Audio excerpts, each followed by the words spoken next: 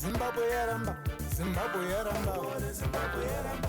Police the police, guard the guard, chair the chair, chef the chef, save the country. Chairperson of the Zimbabwe Anti-Corruption Commission, Honorable Justice L. Matanda Moyo, the Speaker of the National Assembly, Advocate J.F. Mdenda, the Attorney General, Advocate P. Machaya, the Chief Secretary to the President and Cabinet, Dr. M. Swanda, the Prosecutor General, Honorable K. Hodzi, Members of Parliament, Commissioners of the Zimbabwe Anti-Corruption Commission, the Commissioner General of the Zimbabwe Republic Police, Commissioner General G. Matanga, senior government officials, distinguished invited guests, ladies and gentlemen, I am honored to be addressing you today as we commemorate the African Anti-Corruption Day, which was designated as such in 2017. This was in line with the African Union Convention on Preventing and Combating Corruption and in recognition of the progress made in the fight against corruption and the need to continually reflect on approaches to end corruption. This year's 5th edition of the African Anti-Corruption Day is being held under the theme Regional Economic Communities, Critical Actors in the Implementation of the African Union Convention on Preventing and Combating Corruption. The commemorations provide a platform to highlight the importance of synergies and a stronger collaboration between the African Union, African regional economic communities, and the state parties in the fight against corruption. The role of other key stakeholders, including the media, civil society, and international organizations, remain invaluable. Corruption is indeed among the greatest threats bedeviling the African continent. It barricades sustainable socio-economic development and the betterment of livelihoods of our citizens. The scourge of corruption is all-encompassing and rooted in both public and private sectors, as well as among non-state actors. It often manifests through the deliberate manipulation of rules and expropriation of public resources for personal or group benefits. The consequence of this malfeasance is that the majority of the citizens are affected while development is retarded or deferred. As we commemorate this year's African Anti-Corruption Day, let us redouble our efforts to end the scourge of corruption towards an Africa free of corruption. To succeed, the fight against corruption requires a multi-stakeholder approach. To this end, my government stands committed to the establishment of democratic, transparent, accountable, strong, and efficient institutions in our great country. Our vision of an upper middle income economy status by 2030 will be achieved faster if we all join hands and collectively condemn corruption in a frank and honest manner. Citizens must thus be empowered to actively demand accountability. The leadership across all social, political, and economic spheres at all levels are challenged to be disciplined and execute their responsibilities and duties with integrity and professionalism. The interests of our people and the nation must always come first. These are undoubtedly critical success factors for the achievement of shared prosperity, inclusive development, and a peace in our country. At a continental level, Zimbabwe subscribes to the Agenda 2063 of building the Africa we want through inclusive socio-economic growth and development, regional integration, democratic governance, peace and security. This African vision then is achievable. Regrettably, an African Union high-level panel on illicit financial flows noted that illicit financial flows constitute a great risk to the growth and survival of African economies. It is further disturbing that the continent is estimated to be losing approximately US $50 billion every year to corruption malpractices. According to reports, most of illicit financial flows are associated with transfer pricing, tax avoidance, and a thin capitalization. In addition, corruption in international trade transactions, as well as in relation to the financing of development aid and cooperation programs, is also prevalent. These trends show that corruption does not only occur in the public sector, but across the socio-economic spectrum. The current crop of leaders of our continent are determined to make sure that this practice is stopped. If corruption is effectively tackled, there is scope, therefore, to foster higher levels of trade, cooperation, and unlock more resources for development, which leaves no one behind. The fight against corruption is everyone's responsibility.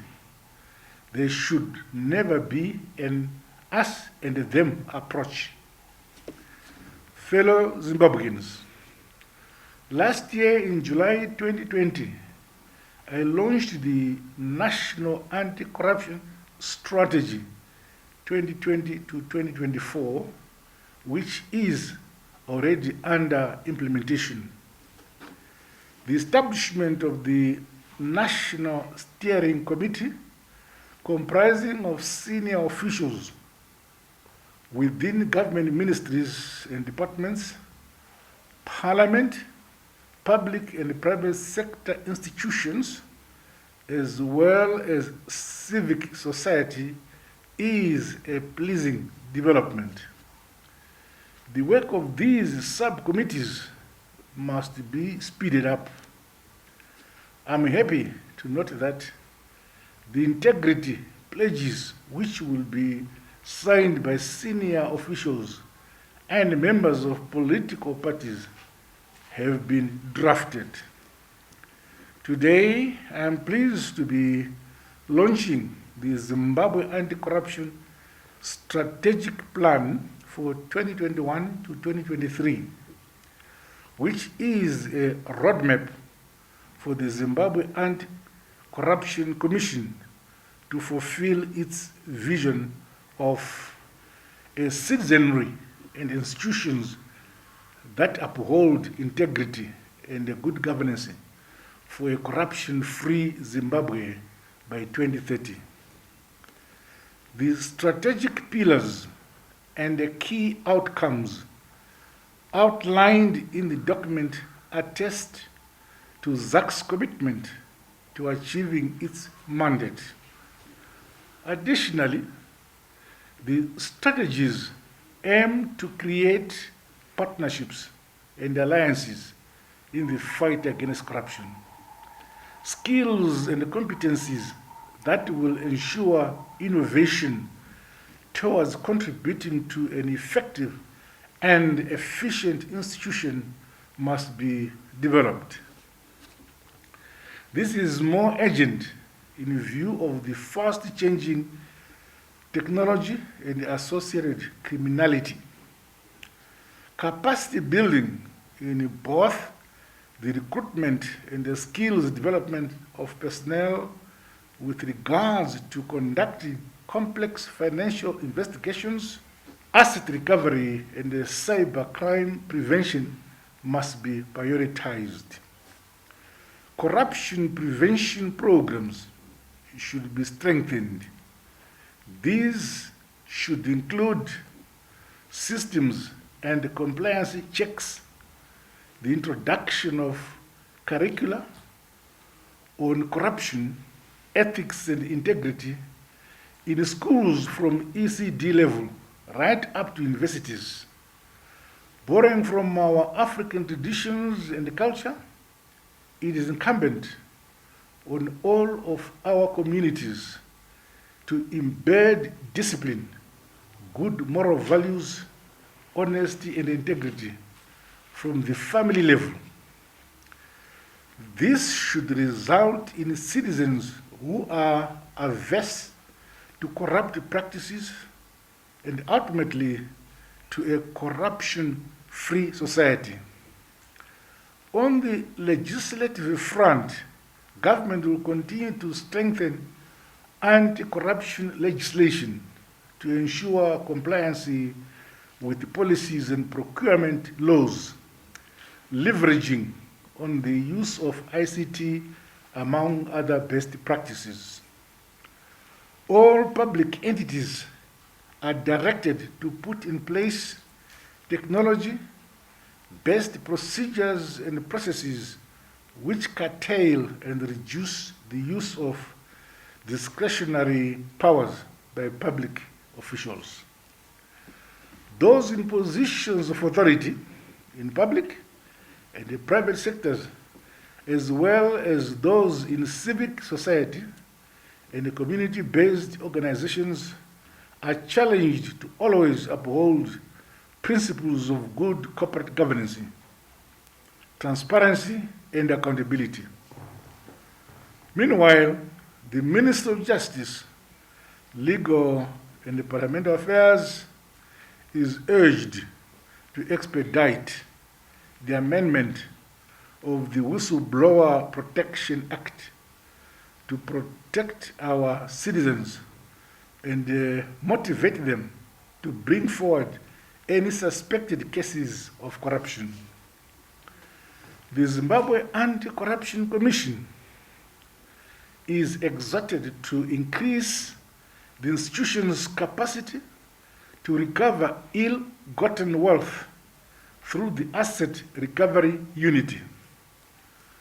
Collaborating with countries of origin should be increased to ensure the freezing of ill-acquired assets and ensuring repatriation of the stolen or illegally acquired funds. Perpetrators of corruption stand warned that they cannot hide the long arm of the law will surely catch up with them. Ladies and gentlemen, I am optimistic that the Zimbabwe Anti-Corruption Commission strategic plan will go a long way to combating corruption and improving transparency and accountability systems in all sectors of the economy. Government will thus continue to support the work of the Zimbabwe Anti-Corruption Commission as the main institution mandated by our constitution to combat corruption.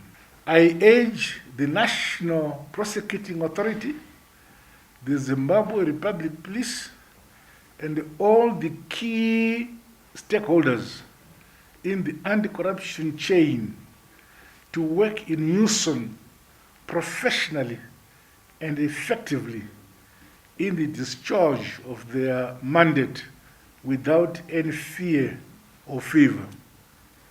In conclusion, as our nation journeys towards economic development, growth and prosperity, I once again call upon all of us to shun all forms of corruption at every level.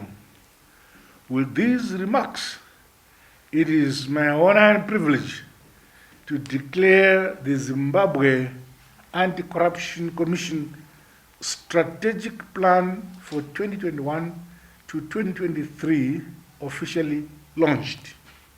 I thank you. Zimbabwe yaramba, Zimbabwe yaramba, Zimbabwe yaramba, Zimbabwe yaramba. Police the police, guard the guard, chair the chair, chef the chef, save the country, stop corruption.